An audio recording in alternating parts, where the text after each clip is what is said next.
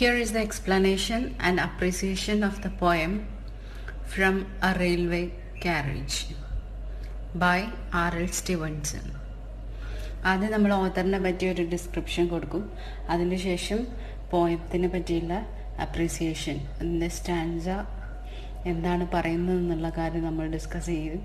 അതിൻ്റെ ശേഷം the poetic devices used in the poem, എന്തൊക്കെ പോയറ്റിക് ഡിവൈസസ് ആണ് ഈ പോയത്തിൽ യൂസ് ചെയ്തിട്ടുള്ളത് എന്നുള്ളതും നമ്മൾ എക്സ്പ്ലെയിൻ ചെയ്യും. I hope you must have read the poem. നിങ്ങൾ ആ പോയം വായിച്ചിട്ടുണ്ടാവുമെന്നാണ് വിചാരിക്കുന്നത്. About the author. Robert Louis Stevenson was born 1850 and died 1894. Was a Scottish writer. He was born in Edinburgh as the son to Thomas Stevenson and Margaret Isabella. He had literary interest even in his childhood. He used to write stories in spite of his several diseases. In 1880, he married Fanny Osborne. He died on December 3rd, 1894. He is well known for his evergreen works like Treasure Island, Kidnapped, and Strange Case of Dr. Jekyll and Mr. Hyde. ഇതൊക്കെയാണ് ഇദ്ദേഹത്തിൻ്റെ പ്രധാനപ്പെട്ട കൃതികൾ. പിന്നെ ഇദ്ദേഹം ചെറുപ്പകാലത്തെ അസുഖം പിടിപ്പെടുന്ന ആളായിരുന്നു. അപ്പം ഇദ്ദേഹത്തിൻ്റെ ചെറുപ്പത്തിൽ തന്നെ ഈ അസുഖങ്ങളൊക്കെ വകവയ്ക്കാതെയും അദ്ദേഹം എഴുത്തിലേർപ്പെട്ടിരുന്നു. അദ്ദേഹം എഴുതുമായിരുന്നു. അദ്ദേഹത്തിൻ്റെ ഒരു ഏർലി സ്റ്റേജ് ഓഫ് ലൈഫിൽ തന്നെ അദ്ദേഹം മരിച്ചു പോവുകയും ചെയ്തു. Traveling experiences are always a great source of happiness and excitement for both children and elders. All of us have a fascination towards traveling in train. It can be because of the length of the train, the sound produced by its wheels, etc. The travel experience we experience in our childhood cherish forever. അപ്പം നമ്മൾ ചെറുപ്പത്തിൽ നമ്മൾ യാത്ര ചെയ്യുന്നതിൻ്റെ ഓർമ്മകൾ എന്നും നമ്മളുടെ മനസ്സിൽ തന്നെ ഉണ്ടാവും. പ്രത്യേകിച്ച് ട്രെയിനിലൊക്കെ യാത്ര ചെയ്യുമ്പോൾ. ട്രെയിനിൽ യാത്ര ചെയ്യാൻ വലിയവർക്കും ചെറിയവർക്കും ഒരുപോലെ ഇഷ്ടമാണ്. അതിന് കാരണം ചിലപ്പം അതിൻ്റെ ട്രെയിനിൻ്റെ വലിപ്പം കൊണ്ടാവാം, അല്ലെങ്കിൽ അതിൻ്റെ താളം, ട്രെയിൻ പോകുന്നതിൻ്റെ താളം കേട്ടുകൊണ്ടായിരിക്കാം ചിലപ്പോൾ അതിനോട് ഇൻട്രസ്റ്റ്. അങ്ങനെ travelling is something that gives us happiness, right? So in this poem, From a Railway Carriage by R.L. Stevenson, the poet describes his exciting journey in a train and about the sights he had while traveling when he was a child. The title of the poem itself reveals the essence of the poem. The poem tells the poet's feelings as he was sitting in a railway carriage. This poem was published in R.L. Stevenson's volume of poetry for children, A Child's Garden of Verses. അപ്പോൾ ഇദ്ദേഹത്തിൻ്റെ child's garden of versus എന്ന് പറയുന്ന collection of poem അല്ലെങ്കിൽ volume of പോയട്രിയിൽ publish ചെയ്തതായിരുന്നു ഈ poem. ഈ പോയത്തിൽ അദ്ദേഹം ചെറുപ്പത്തിലായിരുന്ന സമയത്ത് ട്രെയിനിൽ ട്രാവൽ ചെയ്യുമ്പോൾ അദ്ദേഹത്തിന് ഉണ്ടായിരുന്ന എക്സ്പീരിയൻസസ് ആണ്. That is what he is describing in this poem. The train is moving faster than fairies and witches. The train rushes forward like soldiers who are eager to attack their enemies in a battlefield. When the train moves fast, it leaves behind bridges, houses, fences and ditches. It also leaves behind the green fields where horses and cattle are gazing. അപ്പം train move ചെയ്യുമ്പം it is faster than fairies and witches. അതുപോലെ തന്നെ ഇത് soldiers അവരുടെ ശത്രുക്കളെ attack ചെയ്യാൻ വേണ്ടി എത്ര ദ്രുതഗതിയിലാണോ ഓടുന്നത് അതുപോലെയാണ് ഇതിൻ്റെ സ്പീഡിനെ കുറിച്ച് പറയുന്നത്.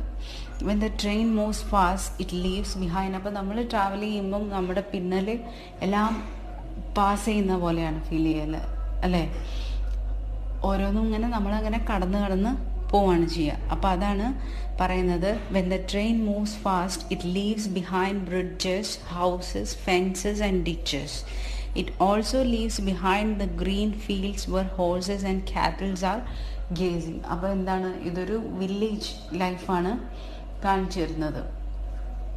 Okay. All the scenes of the hill and plain are crossed by the train as quickly as one drop of rain following the other in a storm. നല്ല മഴയത്ത് കൊടും പെയ്മാരിയുള്ള സമയത്ത് ഒരു മഴത്തുള്ളീൻ്റെ പിന്നാലെ മറ്റൊരു മഴത്തുള്ളി എത്ര ഫാസ്റ്റായിട്ടാണ് വരുന്നത്, അതുപോലെയാണ് ട്രെയിന് പാസ് ചെയ്യുന്നത്. ഓരോ സീനുകളും പാസ് ചെയ്യുന്നത് അത്രയും ഫാസ്റ്റായിട്ടാണ്. The next moment the train passed the railway stations, it looked like painted pictures. The poet sees a child climbing a steep ground and collecting berries while climbing. He also catches the glance of a homeless poor man who looks at the train with excitement. As the train moves forward, he sees some ladies in a common village grassy land making garlands with daisy flowers. He is talking about a very beautiful scene that he sees when he was traveling in the train.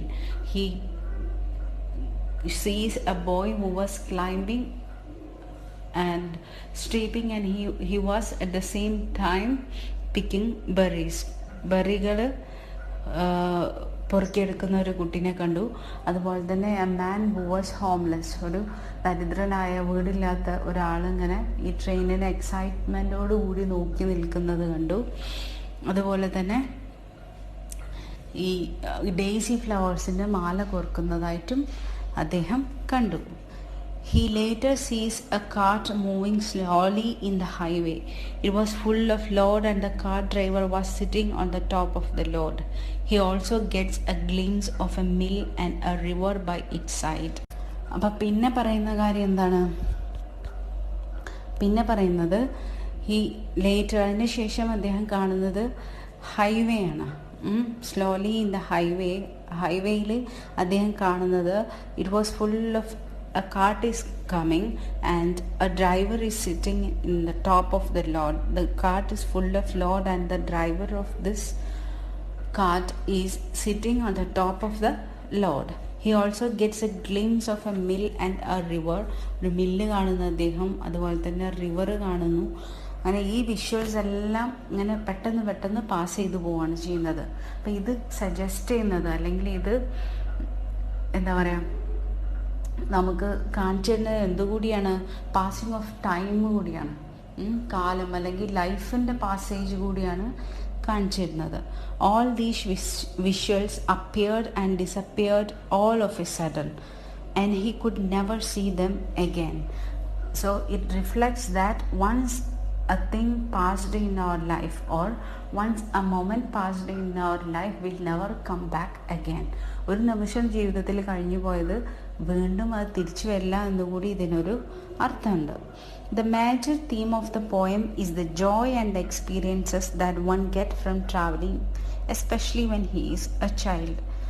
Okay, ഈ പോയത്തിൻ്റെ മേജറായിട്ടുള്ള theme എന്താണെന്ന് വെച്ചാൽ it is nothing but the joy and the happiness that we get from traveling.